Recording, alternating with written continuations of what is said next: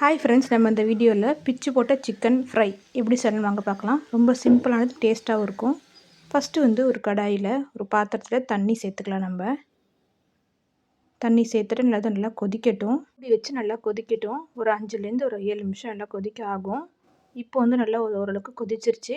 இப்போ வந்து வாஷ் பண்ணி வச்சுருக்க சிக்கனை நம்ம வந்து சேர்த்துக்கலாம். அது நல்லா வேகட்டும். ஒரு 15லேருந்து 20 நிமிஷம் இருந்தால் போதும். நமக்கு வந்து சிக்கன் நல்லா வெந்துடும். இப்போ மூடி வச்சிடலாம். சிம்லேயே வச்சுக்கோங்க, நான் பொங்கும். அதனால சிம்லேயே வச்சுக்கோங்க. இப்போ கொஞ்சமாக உப்பு சேர்த்துட்டு அதையும் மூடி வச்சுக்கோங்க. ஒரு 15 நிமிஷம் கழிச்சு இப்போ திறந்து பார்த்தோம்னா நமக்கு வந்து சிக்கன் நல்லா வெந்திருக்கும். நல்லா வேகட்டும்.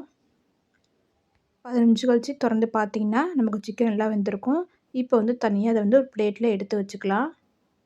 தனியாக எல்லாத்தையும் நம்ம வந்து தனியாக எடுத்து வச்சு ஆற வச்சிடலாம்.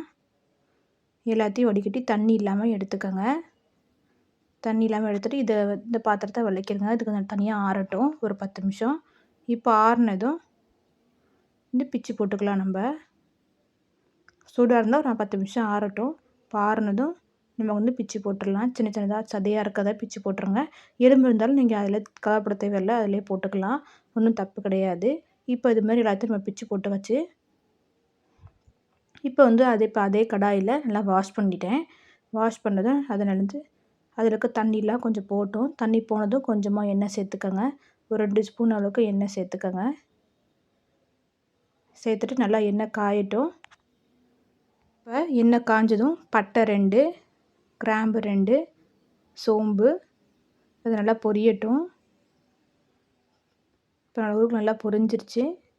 இப்போ வந்து ஒரு கைப்பிடி அளவுக்கு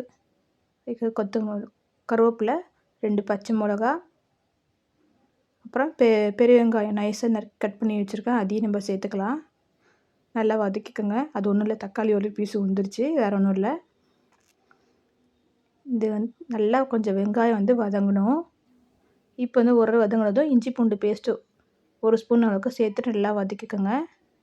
சிம்லேயே வச்சு வதக்குங்க. நமக்கு சீக்கிரம் வதங்கிடும். ஒட்டுச்சுன்னா தேவைப்பட்டால் எண்ணெய் சேர்த்துக்கோங்க. நிறையா எண்ணெய் ஊற்றிருக்கேன், அதனால் எண்ணெய் தேவைப்படாது. இப்போ வந்து மசாலாலாம் சேர்த்துக்கலாம். மஞ்சத்தூள், தனியாத்தூள் 1/4 ஸ்பூன், அப்புறம் மிளகாத்தூள் 1/2 ஸ்பூன் அளவுக்கு சேர்த்துருக்கேன். காஷ்மீர் மிளகாத்தூள் 1/2 ஸ்பூன் சேர்த்துருக்கேன். மிளகு ஜீரகத்தூள் 1/2 ஸ்பூன் சேர்த்துருக்கேன். உங்கள்கிட்ட என்ன மசாலா இருக்கோ அதை நீங்கள் சேர்த்துக்கலாம். இப்போ நல்லா வதக்கிக்கலாம். பச்சை வாசனை போகிற அளவுக்கு நல்லா வதங்கட்டும். இப்போ கரம் மசாலா ஒரு 1/2 ஸ்பூன் அளவுக்கு சேர்த்துருக்கேன். அதையும் சேர்த்துட்டு நல்லா மிக்ஸ் பண்ணிக்கோங்க. இப்போ சிக்கன் இதோட நம்ம சேர்த்துக்கலாம். சிக்கன் வேகும்போது வந்து கொஞ்சமாக உப்பு சேர்த்துருக்கோம். உப்பு பத்தாது, நீங்கள் திரும்பி சால்ட் உப்பு கொஞ்சமாக நீங்கள் சேர்த்துக்கோங்கண்ணா. நல்லா மிக்ஸ் பண்ணி விட்டுக்கோங்க எல்லா பக்கமும். நான் கொஞ்சமாக சால்ட் உப்பு சேர்த்துக்கிறேன். சேர்த்துட்டு அதையும் நல்லா வதக்கிக்கலாம். லைட்டு அடி பிடிக்கிற மாதிரி இருந்துச்சுன்னா எண்ணெய் சேர்த்துக்கலாம். ஒரு 5 நிமிஷம் அப்படி. இப்போ கொஞ்சமாக தக்காளி சேர்த்துக்கலாம். பழமான தக்காளி, ஒரு தக்காளி போதும். அதையும் சேர்த்துட்டு நல்லா மிக்ஸ் பண்ணிக்கோங்க.